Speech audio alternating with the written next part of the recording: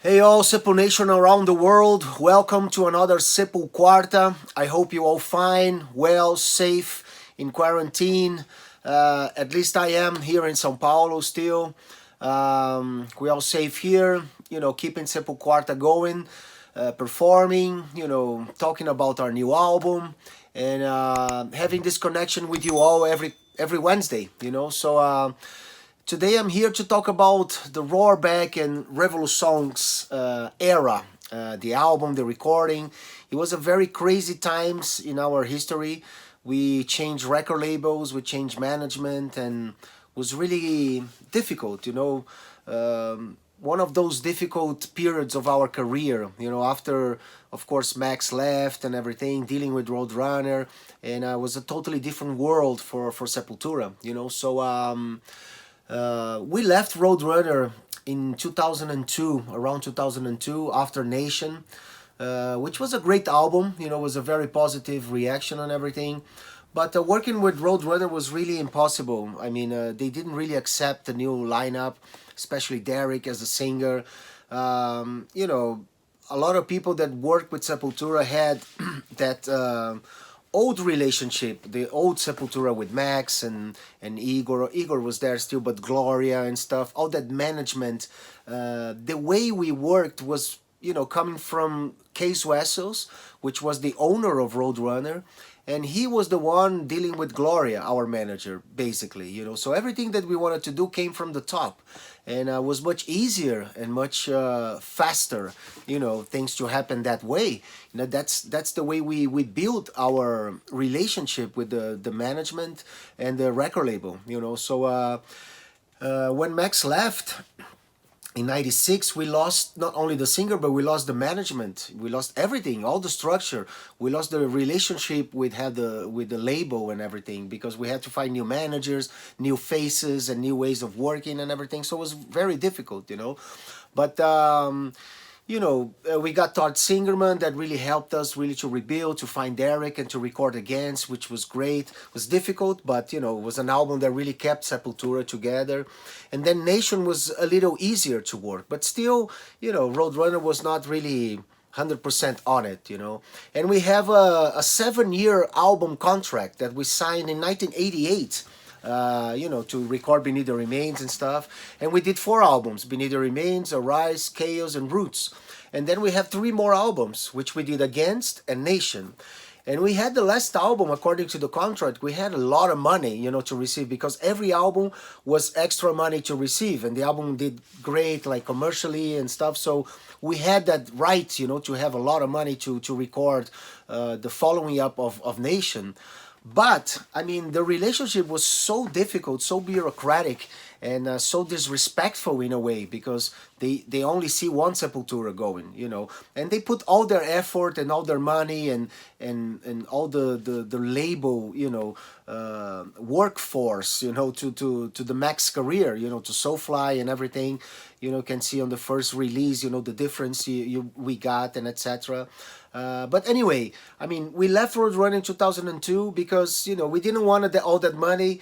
We didn't want all that headache, to get the bureaucratic ways of getting the money, to choose our producers and all that stuff. We wanted freedom, really to do what Sepultura was about, that moment, the present, what we wanted to do, working with DERRICK, work with the new Sepultura, work with the future, So we left Roadrunner in the peaceful terms because we didn't want the money, and they let us go it was a balanced decision. We had some stuff to get, and they had some stuff to get, and we finally, was very easy actually. No lawyers involved, no anything. So we gave away the money, and then we signed. Actually, we went after new record labels. So that period of looking for record labels was like. Kind of scary, it was the first time actually in our career that we didn't have a record label. The way we use, of course, the world were changing, with the technology, internet, and the things was right, a transition phase that for us as well, even heavy metal, 2000, 2001 and 2, was kind of in a weird place. But yeah, we went after new labels. We were here in Brazil, and we have this opportunity to work with this Brazilian label, FNM, as we call here FNM. And we had the opportunity to work on the Revoluções album, you know, which came before Roorback, because it was that period of looking for labels, you know, to find a perfect place for Sepultura. It took a while, you know, so we didn't want to stay here doing nothing, you know, so we had this opportunity to sign a one album deal contract with this Brazilian label, which we did, you know. We worked on Bullet the Blue Sky, which was a hit for Sepultura here, you know. We did an amazing video clip. We won the prize, MTV prize here for VMAs, for best direction and best photography. You know, it was amazing work that we did together, and it kept our minds really flowing. And we choose to do different covers, you know, to go after U2 or Massive Attack. Of course, we did Exodus and, you know, Hellhammer as well. But we wanted really to explore something different, like, you know, Devo and Jane's Addiction, you know, which was really cool to do. And that album really kept us alive. And then we signed to SPV, you know, a German label that had like Motorhead as well and some other bands. And at the time we still had Todd Singerman as our manager, which was the same manager from Motorhead, you know. So he helped us a lot, really, to get in transition phase, to find a new producer, to find DERRICK. You know, he was really one of the most important guys in our history, you know, to keep the band together, to keep the name and to flow with the future and everything. And he helped us really to get a new home after Roadrunner, you know, and SPV came after FNM or FNM, you know. And of course, when Roorback came out, Revoluções came together as a part. Here you can see this double vinyl that you have, like the Revoluções EP here, you know, together. Yeah, the Bullet the Blue Sky video was something that really kept us on the media, you know, not only in Brazil but everywhere. It was a really well done video. It was done by the director Ricardo de la Rosa and Larissa Boxnan. They did an amazing job. Ricardo is one of the, he was, unfortunately he passed away a few years ago. But he was a great guy. He was one of the best directors of photography here in Brazil, in the world maybe, you know. But he did got the prize for direction and direction of photography for the video clip. And the song played on the radio here in Brazil. So it was really important job that we did here that kept the Sepultura alive and working, and while we are dealing with the bureaucracy of finding a new label, you know. So we found this new label that SPV.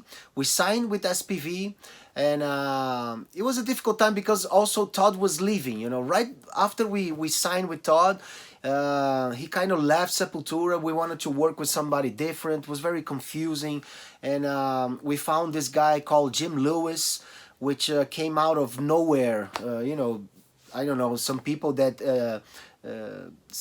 mention his name. Then he worked with Yngwie Malmsteen and some other acts. And in the 70s, he was a guy that worked in big record labels and worked with big guys and stuff, big bands. But this guy also, I mean, it was a fake, you know. It was really crazy. During the recording sessions for Roorback was the crazy times, because everything was so bad organized. We spent a lot of money, you know. We had a great budget to do the album. We spent a lot of money throwing away money on hotels and tripping. We went to Rio de Janeiro to record in a great studio, which was great, you know. But I mean, it was really bad organized, you know, financially. And it was really difficult to go to the studio and really only think about music, you know, especially for me, because I had to deal with that business side with whatever pseudo managers that we had during those days, you know, talking about bureaucracy and how we're gonna marketing the album and all that, and at the same time in the studio recording, and it was crazy, you know, it was really crazy. Although we had a great time, you know, recording, because music really always, it's a medicine, you know, for focusing and even putting frustrations, you know, over on the music and on the lyrics and stuff. And Roorback is that, you know, we were going through a very difficult time. Igor as well, you know, Monica, which was kind of our manager at the time. Eventually she was our manager, you know, but the time she was kind of, you know, kind of fighting for the same place as Jim and stuff, so it was very difficult, you know, to trace a plan and really to follow that. And was the start of Igor leaving the band as well, you know, was so was crazy times, you know, but the music kept us together, you know. SPV was a great label at the time, you know. I have to say Maria Olet was the great, you know, figure that really kept Sepultura together and motivated. She was the one from the label. She was our A&R from SPV, you know, and she took Sepultura and really took care of us, you know. Really, we are lacking leadership, you know, during those days. We were really lost, you know, management and everything, you know, changing a lot of stuff, you know. So Maria was really important for us for a guidance, you know. Okay, guys, you have to do this. Give me back. You have a week to do that and stuff. So she gave a little organization. She gave a little horizon for us, you know, and that helped us a lot, you know, to finish the album, to mix and to do everything and prepare to find a great artwork, you know, that's amazing artwork. Igor and Derrick really worked very hard, you know, to put this together. And Igor was very participating a lot, of course, on the artwork, because he's an amazing artist, you know, great drawing designer and stuff, or whatever. And on the artwork for Sepultura, he was really active on that, you know. So and working with Steve Evans also was a plus, you know, a positive thing. That was the second album we were working with him. We worked with him on Sepul Nation as well. But working on Roorback, coming to Brazil, he came to Brazil. AR Studios in Rio was fantastic studio, you know, in the Barra da Tijuca, an amazing place near the beach and stuff, you know. So that part we enjoyed a lot, you know. We really could balance all the crazy stuff that was going on in the office with the studio, and Steve was very professional, very passionate, you know. He did an amazing job on this album. And we have the participation of one of the best drummers in Brazil, in the world, the drummer from the band Paralamas do Sucesso, João Barone, you know. And he sent a little video remembering the situation. Let's see it. E aí, galera ligada na SepulQuarta, aqui João Barone dos Paralamas. Eu tenho umas lembranças super legais do Sepultura. Me lembro quando a gente estava ali no finalzinho dos anos 80, comecinho dos anos 90, a gente ia fazer show em São Paulo e eles sempre apareciam, a galera toda aparecia. A gente fazia muito show nessa época num lugar chamado Olímpia, de São Paulo, era muito bacana, e aí era super legal quando eles, o pessoal do Sepultura todo ia no backstage, a gente ficava lá conversando, batendo bola. Depois a gente se encontrou aí pelo mundão afora. Teve uma vez que a gente assistiu um show de Sepultura no Brixton Academy, em Londres, em 1994, eu acho. E foi um dos shows mais impressionantes que eu já vi na minha vida. Era um negócio assim louco, plateia toda ensandecida. Pô, um negócio assim de encher de orgulho qualquer brasileiro ver uma banda brasileira fazer aquele nível de sucesso no exterior. O Ernest mesmo uma vez estava andando com a esposa dele pelo interior da Inglaterra e viu um grafite na parede de Sepultura, assim, numa parede de tijolo no meio do nada. Então a gente sempre tem essa memória super afetiva com Sepultura.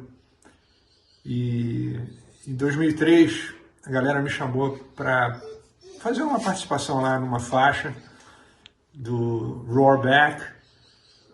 E aí, nessa época, o Igor ainda estava na banda, a gente gravou, Foi super legal, foi no estúdio lá no Rio, que já acabou. O estúdio AR fechou há muitos anos. E foi super bacana, assim, que o pessoal me deixou super à vontade para fazer alguma parada lá que fosse meio, sei lá, meio brazuca, né? Então eu inventei essa levada lá, que era a única coisa que podia caber na música direito, né? Uma levada meio tipo um maracatu lá, uma acentuação meio de maracatu, só toquei uma caixa. E aí a gente deu algumas passadas, foi sentindo qual era o clima da música e aí na hora que a gente gravou mesmo valeu o take inteiro, né? Não ficou remendando nem nada, foi super legal. E aí era mais ou menos isso aqui. Levando meio de maracatu, né? Tipo...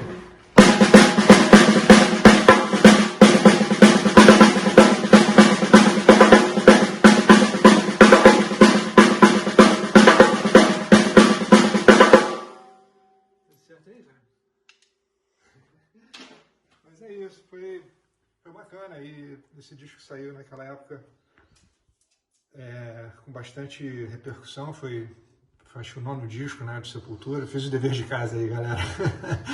Mas foi muito bacana, foi muito astral poder participar do disco do Sepultura e dividir esses momentos aqui com vocês. Um super abraço para todo mundo aí do Sepultura, valeu mesmo, tamo junto. Yes, and Roorback musically, I think we wanted to really to go back to the basics, you know. We did roots, 16 songs, percussion, you know, thousands of things, guitars, acoustic guitars, and etc. You know, guests and stuff. Many things happening at the same time. Against was the same. You know, very difficult putting together a lot of songs.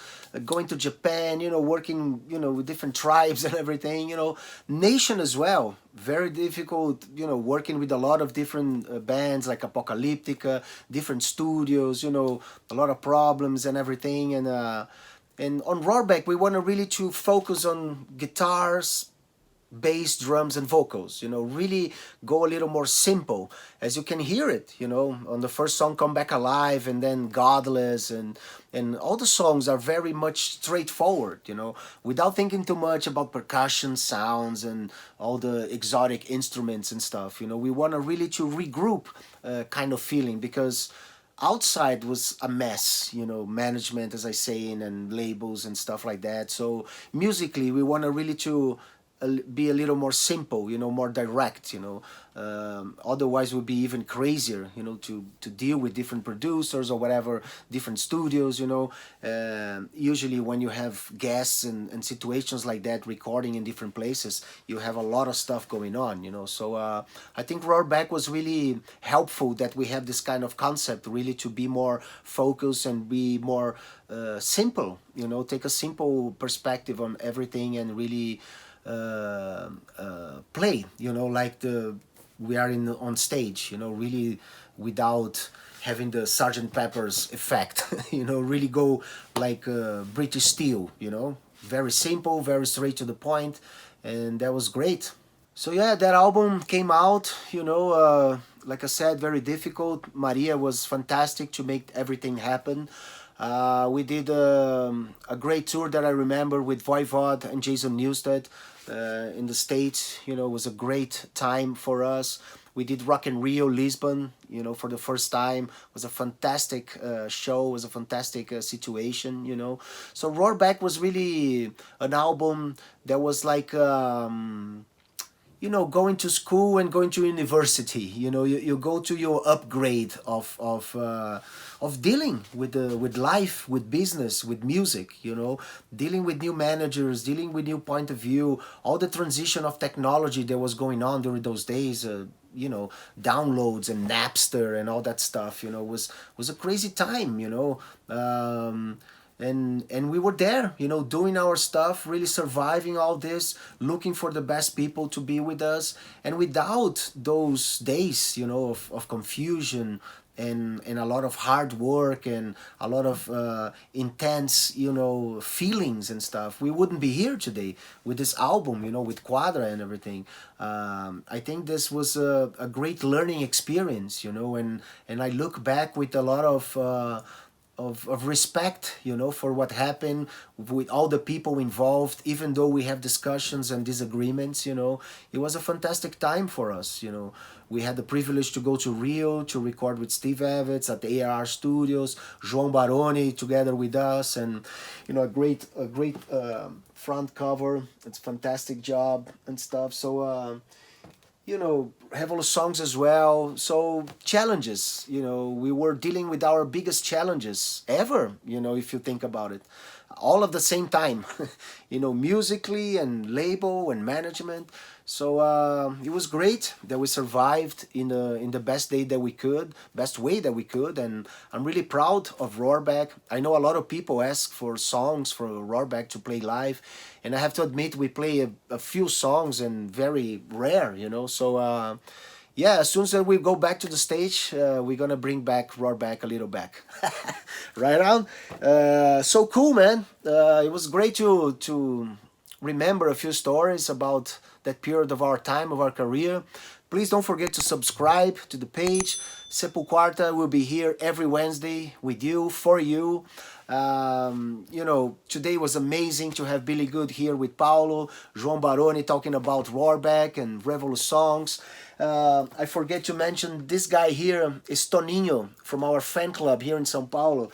This guy can move mountains for Sepultura, and I think he, you know, we finally got a possibility and an opportunity, you know, to pay homage to this great guy that still, you know, carries Sepultura in his heart, and he's a warrior, a Sepul warrior. All right, and yes. Today was a great SepulQuarta. Next week, we're going to have a great one for you again. So keep in touch. Be a part of this. Subscribe. Buy merch. Buy our albums. You know, keep your bands alive and well. So we'll be back soon, okay? Thank you very much. Obrigado. Ciao.